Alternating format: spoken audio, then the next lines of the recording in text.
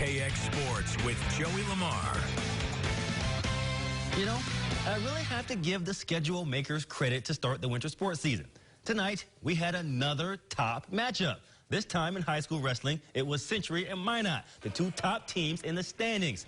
And we start with the heavyweight. Century's Connor Stortlam gets the escape on Minot's Preston Jones. Stortlam wins the match 3-0, but the Patriots trail in the match. At 1:06, Minot's Gabe Mortensen with the first period fall, and the Magicians take a 29-9 lead in the match. Then we go up to 1:20. Century's Cade Dakota with the fall to cut Minot's lead to 29-18, but Minot hangs on for the win, 35-25. Back in the capital city, St. Mary's and Legacy. We start at 152. Legacy's Maverick Martin with a reversal to take a 4-2 lead in the first period. He would go on to win by decision 9-2.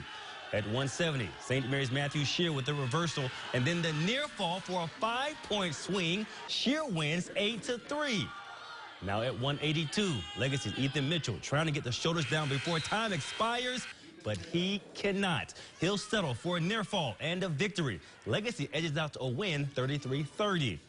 Over in the Dizzy, Watford City and Mandan. They started the match at 170 pounds. Watford City's Nick Fiedler and Mandan's James Barnett are tied at 2 1/3, and Fiedler with the reversal, and he wins 8-5. At 182, Watford City's Cortland Fadlin was down 5-0 in a second, but the reversal here followed by the pin. That is an upset. At 192, Mandan's Jake Polkerbeck wastes little time. He gets the pin in just 29 seconds. Mandan will go on to win this duel 60-15. And out in Jamestown, the defending team dual state champions Bismarck High defeat Jamestown 46-18. And speaking of Bismarck High, if you go to a boys basketball game this season, I can only offer you one bit of advice. Do not blink. Bismarck is racing up and down the floor on offense, which is a big change from previous years. For the first time since Jordan Wilhelm took over Bismarck High in 2015, the Demons have a new offense. With the guys that we have returning, we thought it was a good time to make a shift in our program. So you're going to see a totally different product in the court this year than you have in years past. The system is already yielding big results. In their first game of the season, Bismarck scored 107 points, which is something they did not do at all last year. We're going all in. We're not going half in. It's not going to be something that you see game 1, game 2, not game 3.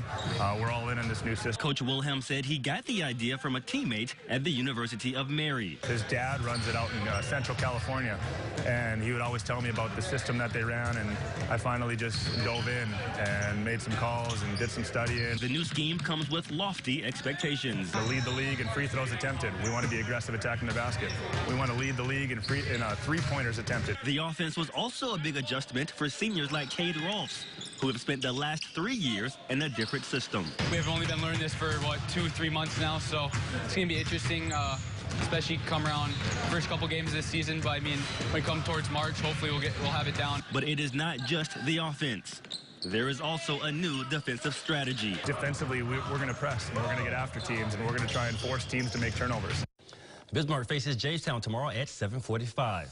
Moving to Class B basketball, the Flasher Bulldogs look to improve on a third-place finish in the region from last season. They finished 18-5 and had to replace a lot of seniors. But one player back is Jaron Reese, who will lead an offense that will rely on pace for scoring.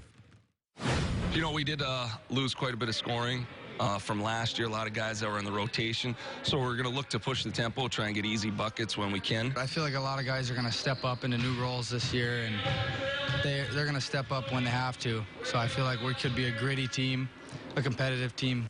Flasher will play at Kidder County on December 14th. Thank you, sir. Coming up next on KX News, students at